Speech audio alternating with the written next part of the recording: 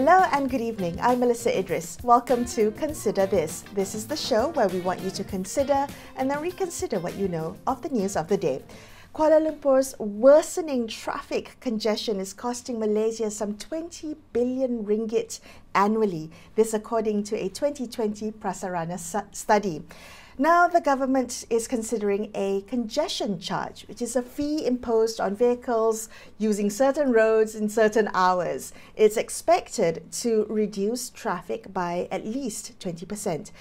But will it work, and how might it be implemented? Or might it place an unfair burden on road users? So these questions are some of the few that we'll be thinking through today. Joining us on the show to help us do that is Dr Hizal Hanis Hashim, who is the Head of Corporate Communications and Knowledge Management at MIROS, which is the Malaysian Institute for Road Safety Research. Dr Hizal, thank you so much for being on the show with me today. If I were to make reference to the remarks that the Federal Territories Minister, Dr Zaliha Mustafa, made in Parliament about congestion charges, she cited research that MIROS is undertaking. And I understand that you are the lead researcher on the project, so maybe you can share a bit more about it. What exactly is MIROS looking at? What is being studied, examined, and what have you found so far? Okay, thank you. The Malaysian Institute of Road Safety Research, or MIROS, and the Malaysian Green Technology and Climate Change Corporation, MGTC, are basically collaborating on a study under the Low Carbon Mobility Blueprint 2021 to 2030. So the blueprint is basically, the aim is to reduce urban congestion, also vehicle emission, and the overall energy use in the transportation sector. Okay, so one of the major strategies, as highlighted in the focus area D of the blueprint, is to introduce traffic restriction measures in highly congested cities, supported by an efficient public transport system and strong first and last mile infrastructure. So this is how it comes about, the idea of the congestion charge. Okay, well, what kind of methods are you looking at? Because I understand there are many different systems, different measures of traffic restrictions. What examples or what versions or iterations is MIROS and MGTC looking at? Okay, so basically this study is looking into best practices as implemented by other cities in the world. Congestion charge is not something new. There are a few countries in the world has successfully implemented congestion charge, and they have shown positive reduction in terms of the congestion charge. So one of the aspects of the study is basically to look into the global best practices and to do benchmarking against what are the systems that is feasible to be adopted in Malaysia. Okay. Other than that, we are also looking into the national policy reviews, in which we review the laws and regulation that existed in Malaysia in terms of whether congestion charge is feasible to be introduced and what amendments that needs to be done before it can be used. The third one is on the scenario modeling. This is basically we are doing some forecasting in terms of the current traffic and the projected traffic, let's say in 10 years, in 15 years, whether our road network is capable or sustainable in terms of to accommodate the demand from the users. Aside from that, we are also engaging the stakeholders by holding a focus group discussion. So far we have done in 3 cities in Malaysia, which is in Kuala Lumpur, in Penang, and also in Johor Bahru. So these stakeholders are basically the local authorities and also the industry players. So we want to get the input and the early opinion in terms of if congestion charge is implemented, what are the effects are going to happen to them. And then the third one, we are basically formulating policies and also strategies. Should we think that congestion charge is something that is feasible and can be implemented in Malaysia? But let me emphasize the fact that we take congestion charge as the last resort measure. to improve the traffic situation in the cities. Of course, our main focus will be on the public transport improvement, and also, of course, we are also having several other policies to alleviate the traffic. Right. Okay, that's very important that you clarified that, because the first and the last mile connectivity and efficiency, as you mentioned a bit earlier, is something that would need to happen before a congestion charge would even ever be introduced in Malaysia. I'm curious to understand what you're studying and how you're studying it, because if I understand correctly, Singapore was one of the first countries in the world, if not the first country in the world, to implement a congestion charge, and they did it in the 70s, before they had a robust public transport system, and then everything else came into place after that. Correct me if I'm wrong, you've done the studies on this. How do we look at other cities that have implemented a congestion charge that maybe is comparable to KL or Penang or JB in terms of road network, in terms of public transport infrastructure? We have to start somewhere. So where do we start and who do we look to? Okay, of course. Okay, so other countries that has implemented congestion charge has started earlier than us, as you mentioned about Singapore in the early 70s. They have also evolved into a few mechanisms in terms of the congestion charge, and the latest one, they are looking into electronic road pricing 2.0, which could be on the GPS base as compared to just a fixed charge. Okay, but the difference between Singapore and Malaysia is Singapore, they have a stringent control in terms of the vehicle ownership as compared to Malaysia, right? So in Malaysia, we have a very high dependency on private vehicles, right? We are comfortable in commuting to our work or going to leisure by using our own private vehicle. So there is already difference. We can also look into other neighboring countries such as Jakarta and also Bangkok. So you might have heard that Jakarta has used a rationing system where there's an odd and even plate numbers in going onto the roads, right? So there are alternate days. If you have just one vehicle, and your vehicle ends with the even number, so you are only allocated every other day to drive your vehicles, right? So Bangkok also facing similar problems like us, heavy congestion, and there has been also talks about Bangkok to introduce congestion charge. So we can see even within the ASEAN country itself, they are looking into implementing congestion charge for improving the traffic.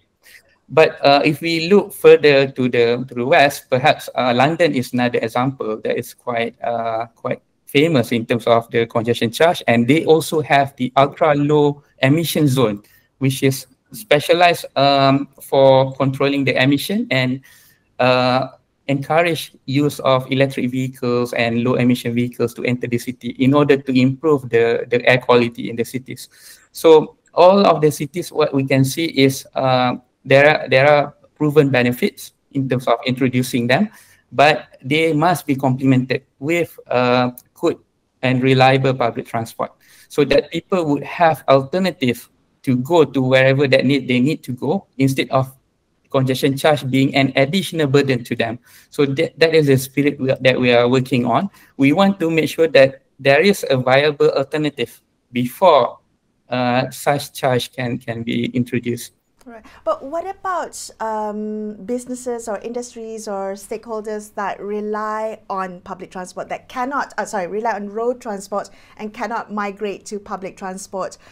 Do you expect resistance or pushback from certain industries? I'm thinking of maybe those in logistics or ride-hailing, or businesses that are in the zones that may be affected by the congestion charge. Okay, so the congestion charge might not necessarily to be enforced the whole 24/7, right? There might be pricing just during the peak hours, and during the off-peak hours, it can be turned off. So we're looking into something like that.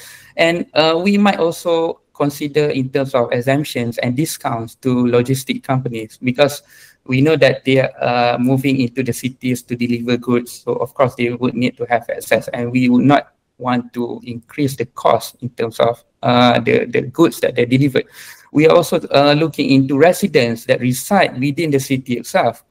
Definitely they would need to have some sort of exemption or discounts, right? So those are the things that we are taking into consideration when we are building the strategies and the policies toward the implementation. Right. Dr. Hizal, can I ask you, I mean, you have seen the narrative that has come out after Dr. Zaliha's comments in Parliament, the debate that's happening in the public discourse, this public sphere. What takeaways or what message would you like to give to those people from MIROS and MGTC who's conducting this study? How would you like the narrative to move forward from here? What would you like the conversations to be? So if we can, the conversation to be what we hope is about solving problem or the issues of congestion, because everyone is talking about congestion, but if nobody willing to shift to public transport, which would help in alleviating the issues, then the problem will just continue to go on. The traditional method of building more new roads, just to alleviate the congestion, it might work up to a certain point, but up to after that, the traffic, the vehicles will keep on increasing, and then it become congested again. We have seen it years by years. Even new highways, at the beginning there might be a very a low traffic on it, but after a while people get to know that the highways, get to know the new roads, then they get to use it, right? So this is what we call as an induced demand. So they keep once we keep on giving more supply, then the demand will come to it. So what we are looking into, how can we alleviate the issues by having a more sustainable solution to it, right? And then we are also talking about public transport. So we know that the government is investing heavily in terms of providing subsidies, and also if in the Klang Valley area we have the My50, for example, you have the daily pass that you can just pay RM6 and use all the modes of public transportation. So those things are actually costly, and it is not sustainable if people are not shifting towards it. So there is a push and pull factor here that we need to consider. So we understand that there are upcoming projects on the public transport itself. The LRT3 is coming in September this year, and later on MRT3 will be coming as a loop within the Klang Valley. So we anticipate that the public transport will be further improved, and we would like to see that it corresponds to the number of traffic on the roads, right? But if the public transport has been improved and there's no good response, then perhaps we have to have a pushing factor towards the public transport. Understood. As you said, the last resort to reduce congestion. Right. Dr. Hizal, thank you so much for speaking with me. Dr. Hizal Hanis Hashim from MIROS. We're going to take a quick break here on Consider This. We'll be back with more. Stay tuned.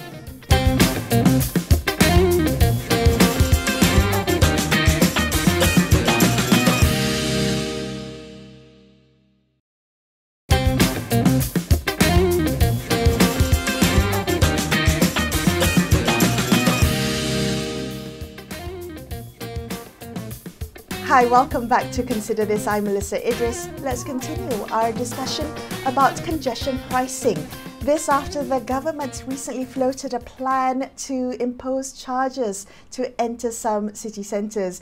This is to dissuade the public from driving and to alleviate traffic congestion. So joining us now to help us think this through is Associate Professor Dr Teik, who is head of the Road Safety Research Centre under Universiti Putra Malaysia. Dr. Lau, thank you so much for being on the show with me. Let's talk about the congestion charges. Do you think if it will one day be implemented, could it be effective in Malaysian cities, in a Malaysian setting? And I'm just wondering if you can help us think through what are the biggest factors that could either make or break the success of this type of policy. Okay, so I think traffic congestion or road pricings is not something new. It has been implemented in many countries. So I think the nearest country is Singapore, and they started quite early. They started in 1978, and now you can see that they are quite successful. But the thing is that even though we can see a number of successful cases, but it doesn't mean that we can copy and paste to our country, because we have so many differences. If you compare to other countries which is far from us, like for example, like London, of course their traffic natures, their traffic composition, and also their culture is totally different. Okay, London starts since year 2000, from various centers. I still remember when I was in London, the years I'm about to leave, that I spent to Zone 2, with the place I live. I said, thank God, I'm so lucky. So that's why then, if we think that we want to go for road pricing, it doesn't mean that it's not encouraged, but we have to make a lot of consideration.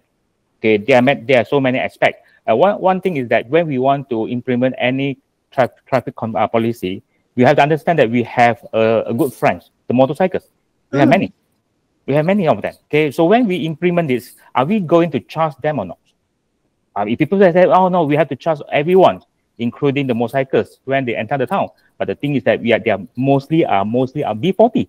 Then this will become another issue. If said that we are not going to charge them, just like when the motorcycle use the highway, they are free of charge. Then you will expect that many motorists or car drivers, they will change the mode from car to motorcycles. So are we able to handle or to cope with this high demand or not in the city? This is another thing. So if we talk about road pricing, actually you have to view this from the economic point of view. From the economic perspective, is the demand and supply. We try to use this to change the demand patterns. Okay, to sort of like we want to discourage people to go to the town easily. Unlike now we have no restriction.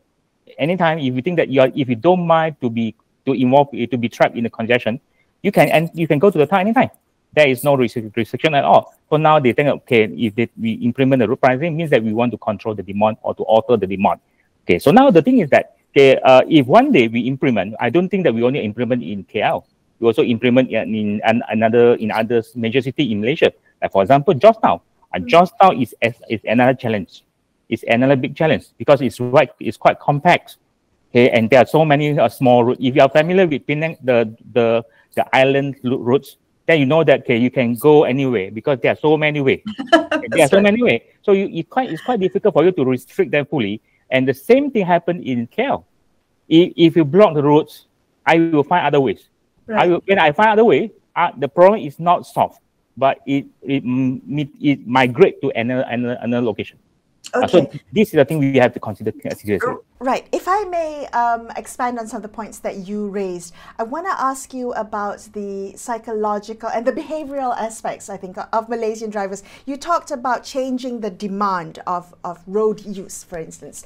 That requires changing kind of the psychology behind the demand. Would drivers be actually discouraged by a congestion charge, or will they likely absorb the cost or modify their behavior, as you mentioned, swap to a motorcycle or carpool or buy another type of vehicle that will allow for to circumvent the thing, or even use other roads, or pushing cars to smaller residential areas, creating new road safety risk and congestion elsewhere. How do we think about modifying behavior, the behavioral aspects of Malaysian drivers?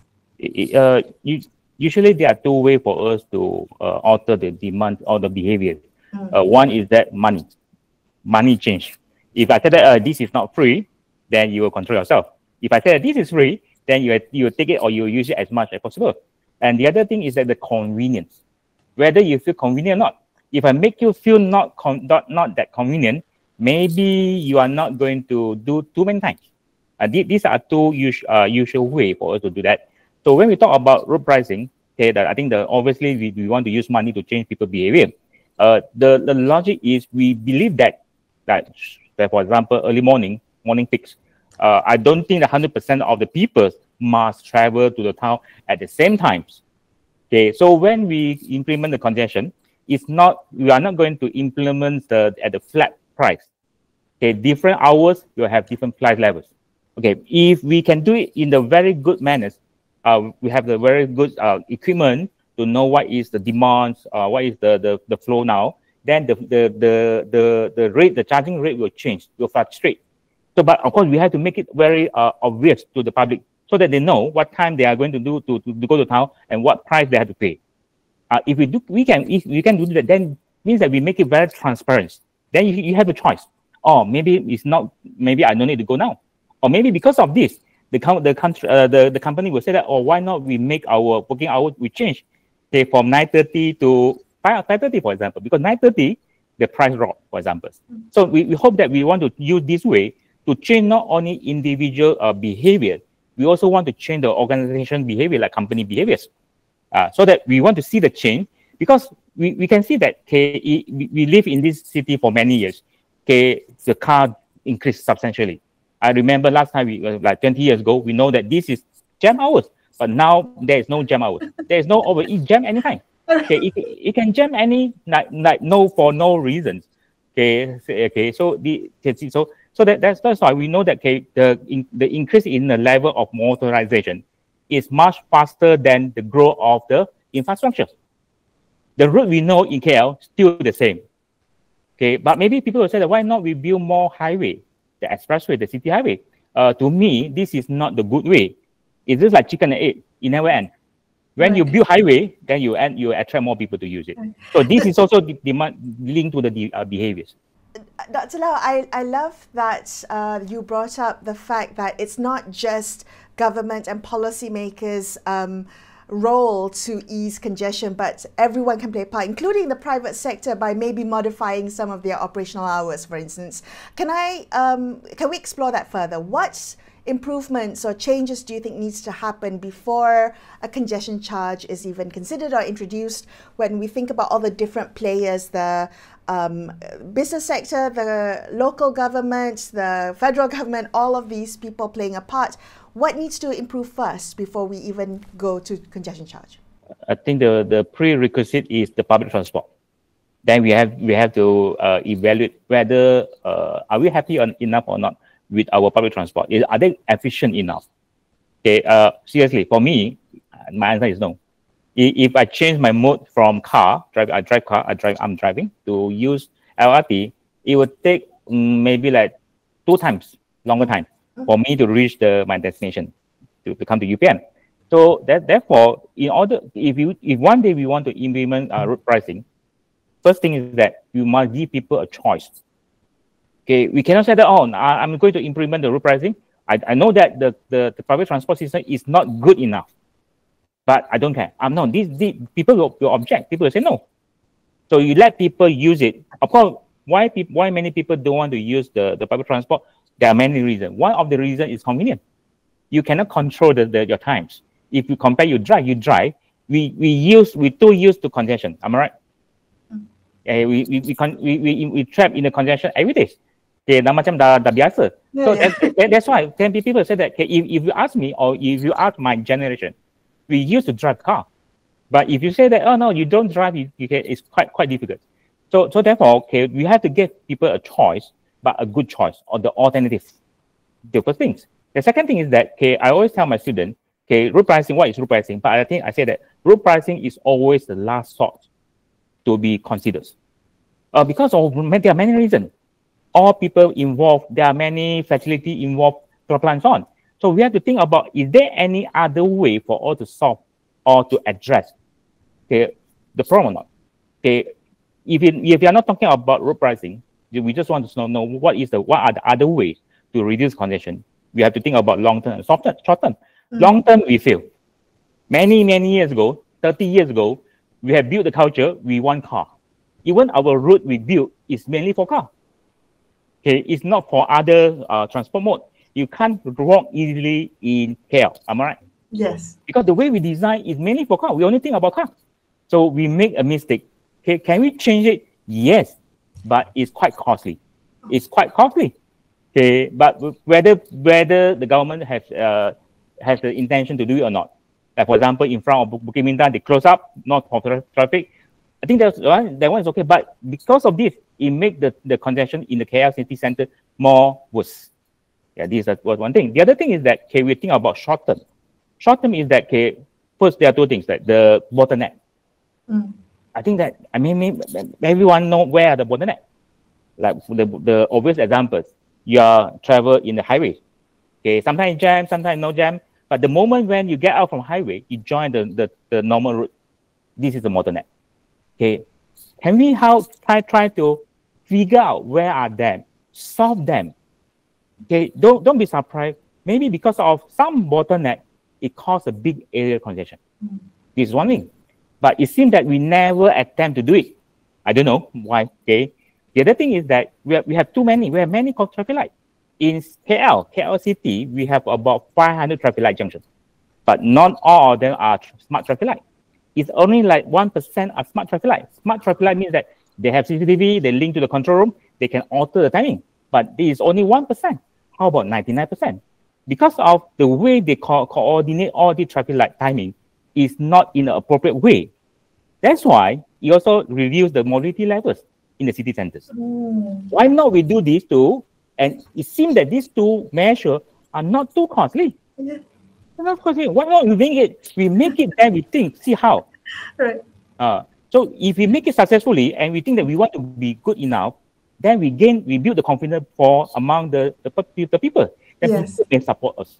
Okay, Dr. Lau, thank you so much for sharing some of those examples. It was a lot of food for thought for us today. Thank you for your time.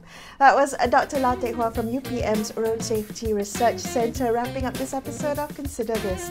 I'm Melisa Idris signing off for the evening. Thank you so much for watching. Good night.